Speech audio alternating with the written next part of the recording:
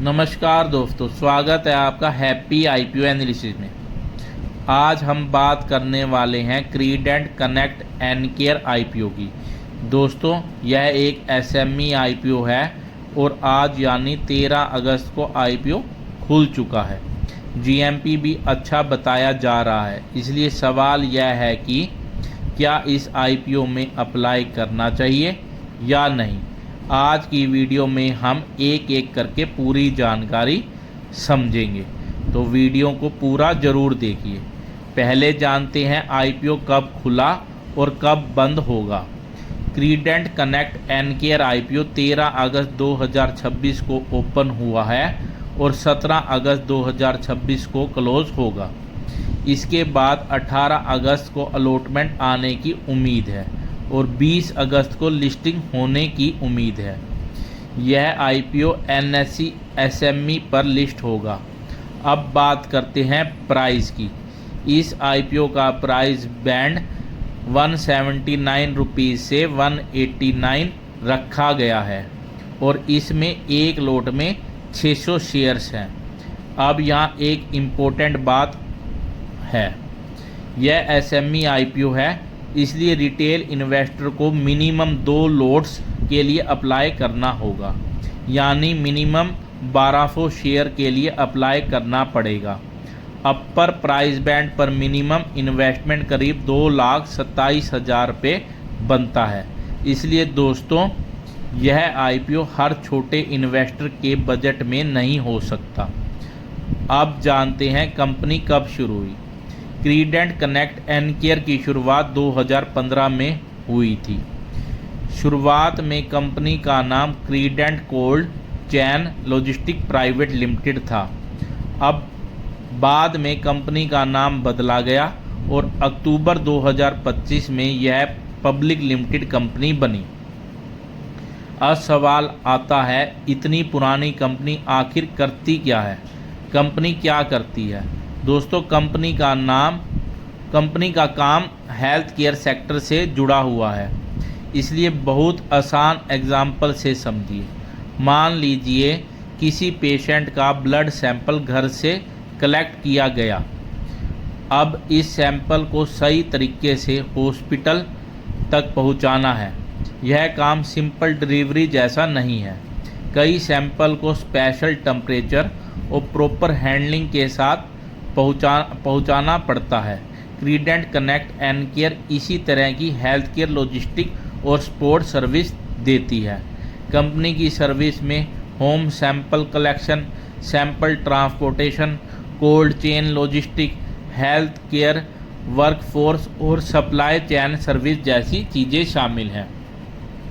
Company diagnostic lab, hospitals और health care institution के साथ काम करती है।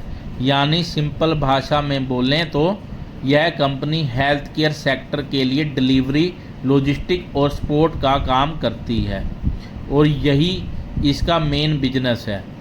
अब आते हैं कंपनी के फाइनेंशियल पर। दोस्तों आईपीओ में सबसे ज़रूरी चीज़ों में से एक होती है कंपनी के फाइनेंशियल परफॉर्मेंस। अगर हम पुराने नंबर्स देखें तो फाइनेंशियल ईयर 2024 में कंपनी का रेवेन्यू करीब 75 करोड़ था। फाइनेंशियल ईयर 2025 में रेवेन्यू बढ़कर करीब 78 करोड़ हुआ, लेकिन प्रॉफिट में ज़्यादा ग्रोथ नहीं थी। फाइनेंशियल ईयर 2025 में प्रॉफिट करीब 2.25 करोड़ रहा। अब यहाँ से कहानी इंटरेस्टिंग होती है। फाइनेंशियल ईयर 2026 में कंपनी के बिजनेस में काफ़ी बड़ा इम्प्रूवमेंट दिखाई दिया है। फाइनेंशियल ईयर 2026 में रिपोर्ट रेवेन्यू करीब 214 करोड़ और प्रॉफिट करीब 18.45 करोड़ बताया गया है। मतलब कंपनी के लेटेस्ट फाइनेंशियल ईयर में रेवेन्यू और प्रॉफिट दोनों काफ़ी इम्प्रूवमेंट आया है। मेरे हिसाब से यह आईपीओ का सबसे बड़ा पॉजिटिव पॉइंट है। अब बात करते हैं जीएमपी की। दोस्तों, अभी क्रीडेंट कनेक्ट एनकेयर आईपीओ का जीएमपी 27.51% चल रहा है। जीएमपी का मतलब होता है कि ग्रे मार्केट में आईपीओ को लेकर कितनी एक्स्ट्रा डिमांड दिखाई दे रही है।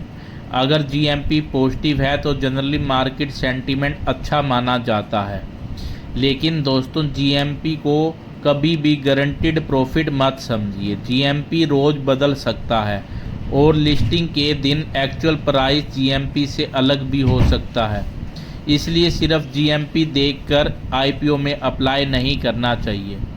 अब जानते हैं आईपीओ के पॉजिटिव पॉइंट्स। सबसे पहला positive point health care sector. Health care की ज़रूरत हमेशा रहती है और डायग्नोस्टिक तथा हेल्थ केयर लॉजिस्टिक का बिजनेस आगे बढ़ सकता है। दूसरा पॉजिटिव पॉइंट, कंपनी के लेटेस्ट फाइनेंशियल काफ़ी अच्छे हुए हैं। फाइनेंशियल ईयर 2026 में रेवेन्यू और प्रॉफिट में बड़ा इम्प्रूवमेंट दिखाई दिया है। तीसरा पॉजिटिव पॉइंट, कंपनी का नेटवर्क काफ़ी बड़ा है। कंपनी ने नई सिटीज़ और हेल्थ केयर लोकेशन में अपनी प्रेजेंस बनाई हुई है। चौथा पॉजिटिव पॉइंट, कंपनी से मिलने वाला पैसा कंपनी के वर्किंग कैपिटल और बिजनेस एक्सपेंशन में इस्तेमाल किया जाएगा।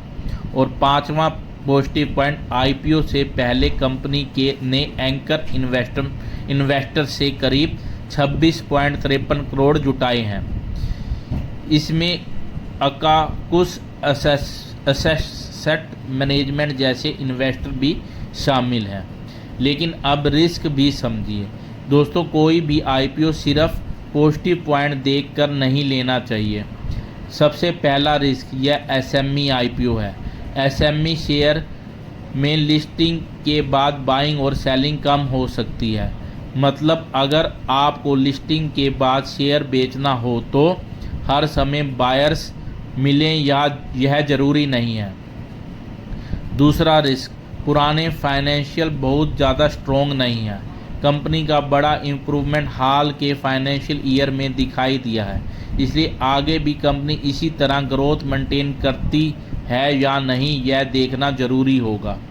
तीसरा रिस्क, जीएमपी पर ज़्यादा भरोसा मत कीजिए। आज जीएमपी अच्छा है, लेकिन लिस्टिंग के समय मार्केट कंडीशन बदल सकती है। अब सबसे ज़रूरी सवाल, क्या क्रीडेंट कनेक्ट एनकेयर आईपीओ में अप्लाई करना चाहिए? दोस्तों मेरी नज़र में अगर आपका पर्पस लिस्टिंग गेन है तो आईपीओ के पॉजिटिव पॉइंट ज़्यादा दिखाई दे रहे हैं। जीएमपी अच्छा है, लेटेस्ट फाइनेंशियल में काफ़ी अच्छा इम्प्रूवमेंट है, हेल्थ केयर सेक्टर है, कंपनी का बिजनेस बढ़ रहा है, एंकर इन्वेस्टर का इंटरेस्ट भी देखने को मिला है। लेकिन दूसरी तरफ यह एसएमई आईपीओ है और मिनिमम इन्वेस्टमेंट करीब 2,27,000 है, इसलिए हर इन्वेस्टर को अपना रिस्क देखकर डिसीजन लेना चाहिए। मेरा फाइनल व्यू, अगर आप लिस्टिंग गेन के लिए अप्लाई करना चाहते हैं तो मेरा व्यू इस आईपीओ पर पॉजिटिव है, लेकिन इसे मैं 100% गारंटीड प्रॉफिट वाला आईपीओ नहीं कहूँगा। जीएमपी अच्छा है, फाइनेंशियल में इम्प्रूवमेंट है और कंपनी का बिजनेस भी इंटरेस्टिंग है, इसलिए लिस्टिंग के लिए पॉजिटिव। लॉन्ग टर्म के लिए कंपनी के फ्यूचर रिजल्ट को ज़रूर देखना चाहिए और एसएमई आईपीओ होने के कारण रिस्क को इग्नोर बिल्कुल मत करना। दोस्तों यह थी मेरी आसान भाषा में क्रीडेंट कनेक्ट एनकेयर आईपीओ की पूरी एनालिसिस। आप कमेंट में ज़रूर बताइए आप इस आईपीओ में अप्लाई कर रहे हैं या नहीं। अगर आपको हमारी ऐसी आसान और सिंपल आईपीओ एनालिसिस पसंद आती है तो वीडियो को लाइक करें, हैप्पी आईपीओ एनालिसिस को सब्सक्राइब करें और इस वीडियो को अपने उन दोस्तों के साथ ज़रूर शेयर करें जो आईपीओ में इन्वेस्टमेंट करते हैं। मिलते हैं अगली आईपीओ एनालिसिस में। जय हिंद, हैप्पी आईपीओ एनालिसिस।